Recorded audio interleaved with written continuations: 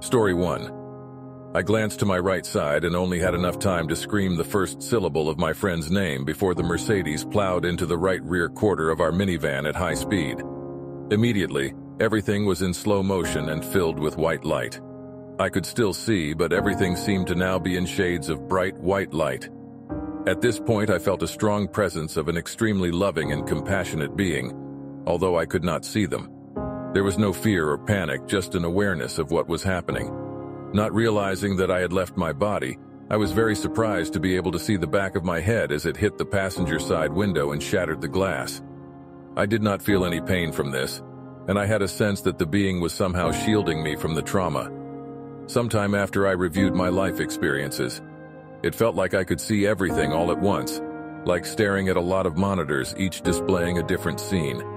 From that point, it is hard for me to connect exactly how one moment proceeded to the next. But I remember having the distinct thought, man, I wanted to do more this time. I was about to go off to college and become an engineer. I had this sense that I was meant to do that and help people somehow. Although I had never really thought about having multiple lives, yet this thought strangely felt completely normal and familiar to me, like I had been in this situation before. The disappointment I felt at my life ending was surprisingly not that severe, though.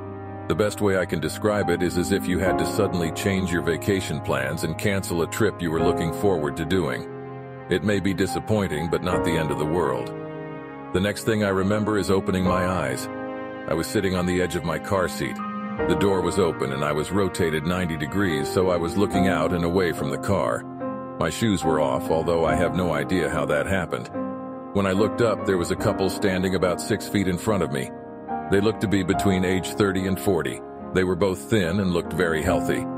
I asked the woman if I was going to be okay, and she told me, "Oh honey, you are going to be fine."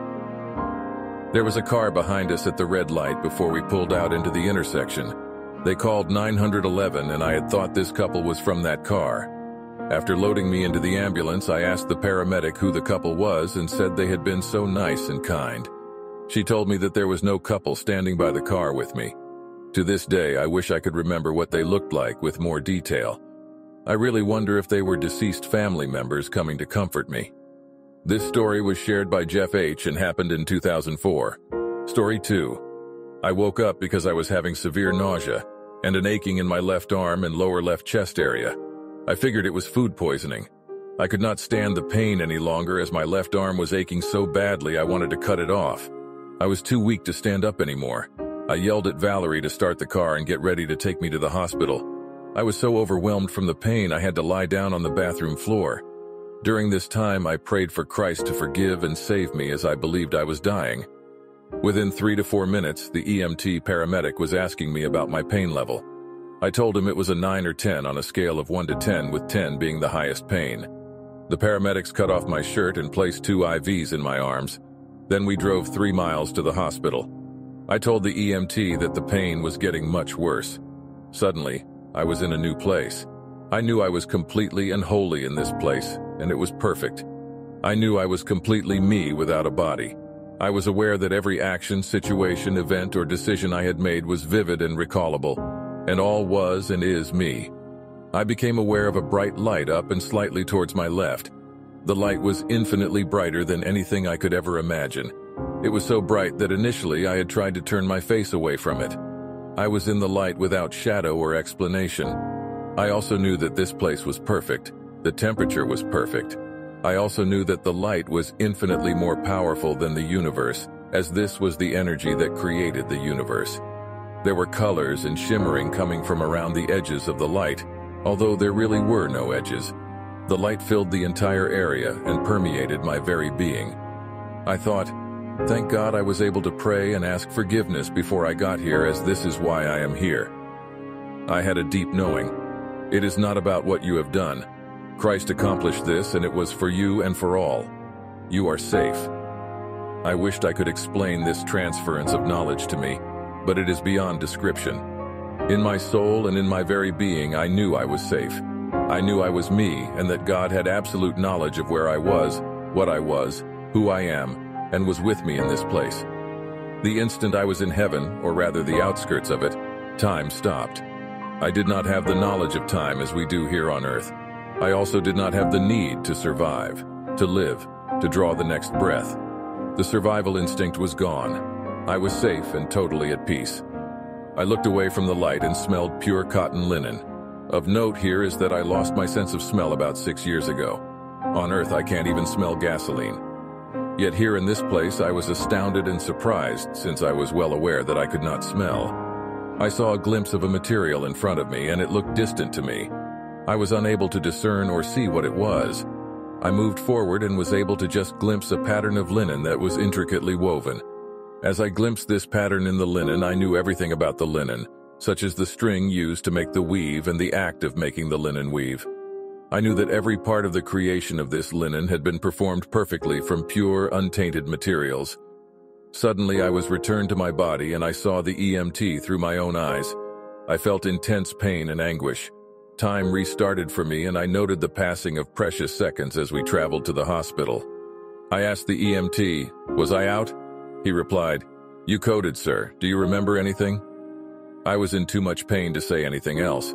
This story was shared by Robert B. and happened in 2019. Story 3. The ambulance arrived and the emergency medical technicians settled me in. Shortly thereafter, my heart stopped. The ambulance had planned on taking me to a large hospital, but since my heart stopped, they took me to the nearest hospital. I was without a heartbeat for 24 minutes and underwent CPR for 45 minutes. When my heart started again, I was transferred to the large hospital where I had stents put in and remained in a coma for 10 days. At some point in all of this, my consciousness was transported to the edge of the universe where I could see all of creation. I did not know the universe had an edge. I thought it was infinite. I could see all the planets and stars. When I focused my attention on anything, such as the Earth, it came to the fore in my field of vision. Throughout this experience, I felt incredible love that remains beyond my ability to describe. I also was aware that I was a part of everything I saw as well as still my individual self. I was both the observed and the observer. I encountered my firstborn son who had died in infancy. Yet here, he was an adult. There were some horse-like animals marked like yellow and orange zebras. While I was in a coma, the nurses suggested to my wife that she bring in some of my favorite music and play it to see if it might help me come out of the coma. On the 10th day, I emerged from the coma to Bob Dylan singing "Knocking on Heaven's Door." After waking up from the coma, strangeness persisted. For instance, my room in the hospital overlooked the parking deck. I saw an old man out there every day who was drinking beer. When I asked about him, nobody but me saw him. Then my 3-year-old grandson came to see me in the hospital. He saw the old man and asked who he was. Later, my grandson said the old man went home with him. I figure it must be so, as I never saw the old man after that day. Once I was released from the hospital and began driving again, I felt as if there was someone else doing the driving and that my consciousness was still separate. It took quite a while for my body and consciousness to reintegrate. I loved being on the other side. I did not want to come back and thought about how to get back to the other side. Now, though, I am fully reintegrated. But I am different. I do not fear death at all. I am extremely sensitive now, perhaps too much so, as my wife tells me I overreact to things. Also, at some point while in the coma, I could see myself and my hands were tied. When I awoke, my wife said I had been restrained to keep me from pulling the intubation tube out. After that, I would not sleep, staying up all night watching television while still at the hospital. My wife said that when I came out of the coma, I cursed a lot around everyone. This was not normal for me. When I came out of my coma, I told the nurse that I rode on the back of a turtle from the underworld. Not knowing this, my wife had purchased a turquoise turtle and placed it near my bed. I like turtles for some reason. This story was shared by Mike C. and happened in 2011.